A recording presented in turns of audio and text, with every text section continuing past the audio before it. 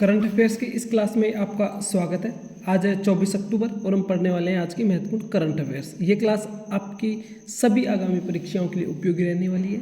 SSC, CGL, CPO, CHSL, railway exams और defence exams सभी के लिए। आज की इस क्लास का हमारा पहला प्रश्न है, हाल ही में किस राज्य में कृत्रिम बुद्धिमत्ता विश्वविद्यालय स्थापित किए जाने की घोषणा की गई है? 4 विकल्प हैं, तमिलनाडु, कर्नाटक, आंध्र प्रदेश और तेलंगाना।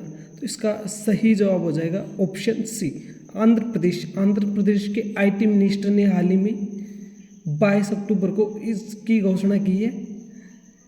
आंध्र प्रदेश में पहला कृत्रिम बुद्धिमत्ता विश्वविद्यालय स्थापित किया जाएगा। नेक्स्ट क्वेश्चन, हाल ही में केंद्र सरकार ने इंटरमीडिएटरी गाइडलाइंस और डिजिटल मीडिया एथिक्स कोड 2021 में संशोधन की घोषणा की है। यह संशोधन किस तिथि से प्रभावी होगा? 1 अक्टूबर 2025, 31 अक्टूबर 2025, 1 दिसंबर 2025 या 15 नवंबर 2025। तो इसका सही जवाब हो जाएगा विकल्प डी, 15 नवंबर 2025 से यह लागू हो जाएगा।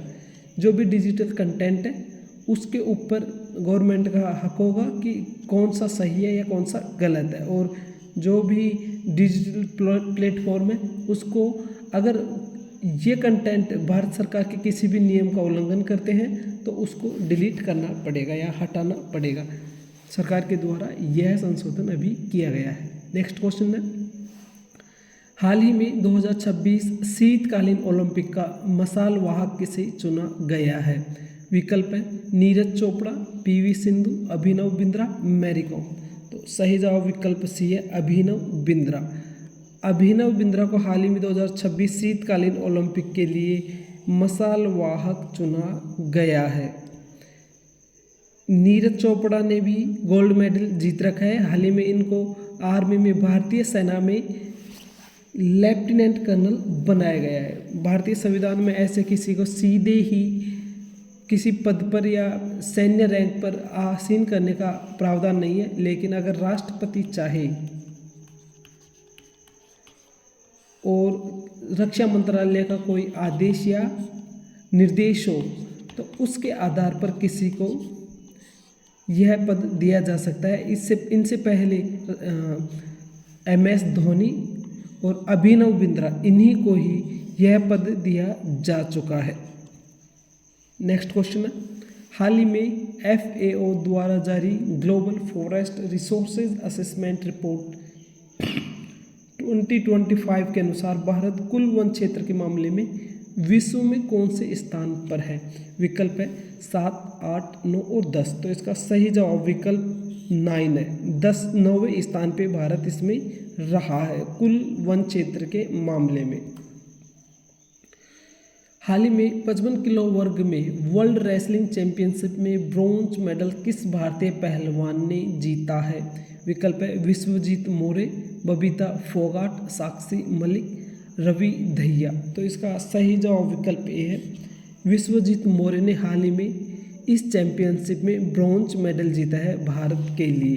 नेक्स्ट क्वेश्चन है, हाल ही में जारी QS इंटरनेशनल ट्रेड रैंकिंग 2026 में किस भारतीय संस्थान को स्थान मिला है? विकल्प है भारतीय प्रबंधन संस्थान Ahmedabad, IIM Calcutta, Thunderbird School of Global management America, और विकल्प डी है विकल्प A एवं B। तो इसका सही जवाब हो जाएगा विकल्प A एवं B, IIM अहमदाबाद और IIM कोलकाता। इन दोनों को इस लिस्ट में जगह मिली है। इसके अलावा जो विकल्प C है ये प्रथम स्थान पे रहा है, फर्स्ट पोजीशन पे एरिजोना अमेरिका का है, Thunderbird School of Global Management. Next question, हाल ही में 23 अक्टूबर को कौन सा दिवस मनाया गया है? विकल्प है अंतर्राष्ट्रीय हिम तेंदुआ दिवस, मोल डे, राष्ट्रीय रंग दिवस, या विकल्प A एवं B। तो इसका सही जवाब विकल्प डी है, अंतर्राष्ट्रीय हिम तेंदुआ दिवस और मोल डे ये 23 अक्टूबर को मनाए गए हैं। इसमें हिम तेंदुआ के प्रति इसके बचाव की जागरूकता के लिए यह मनाया जाता है, जबकि मोल डे सुबह के 6:02 से शाम के 6:02 के बीच में मॉल डे मनाया जाता है। नेक्स्ट है, हाल ही में इजरायली संसद ने किस क्षेत्र पर कब्जे के लिए एक विधेयक को मंजूरी दी है? विकल्प है Golan Heights, West Bank, Gaza पट्टी, लेबनान सीमा क्षेत्र। तो इसका सही जवाब हो जाएगा विकल्प बी, वेस्ट बैंक पर कब्जे के लिए हाल ही में जो इजराइल की संसद है नेसेट ने एक विधेयक पारित किया है और इस क्षेत्र पर कब्जे के लिए एक विधेयक पारित कर दिया है। यहाँ पे जो इजराइल के प्रधानमंत्री हैं बेंजामिन नेतन्याहू ने इसका विरोध किया था, लेकिन इनके विरोध के बावजूद भी यह विधेयक 24-25 के अंतर से पास हो गया और इजराइल के जो विधायक वह हैं सांसद हैं उन्होंने इसको पास कर दिया है।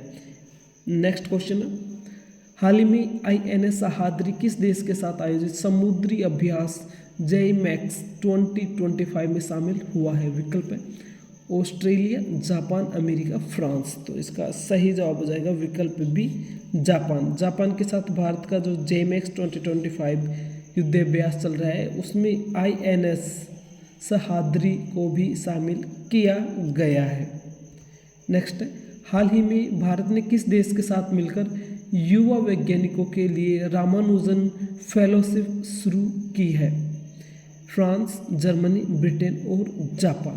तो इसका सही जवाब हो जाएगा विकल्प सी, ब्रिटेन। भारत ने ब्रिटेन के वैज्ञानिकों के साथ या ब्रिटेन के साथ मिलकर जो युवा वैज्ञानिक हैं उनको रामानुजन फेलोशिप देने की शुरुआत की है।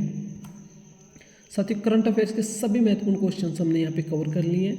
इस यूट्यूब चैनल को आप सब्सक्राइब कर लें, आपको डेली यहाँ पे यही क्लास मिल जाएगी करंट अफेयर्स की। सुबह 7 बजे मॉर्निंग में 7 AM पे ये क्लास डेली आती है, आप इसको ले सकते हैं। आपकी सभी प्रतियोगी परीक्षाओं के लिए यह महत्वपूर्ण रहने वाली है। बेल नोटिफिकेशन ऑन कर लें जिससे सबसे पहले क्लास आपको आपके स्क्रीन पे दिख जाए। अब मिलेंगे साथियों अगली क्लास में, तब तक के लिए जय हिंद, जय भारत।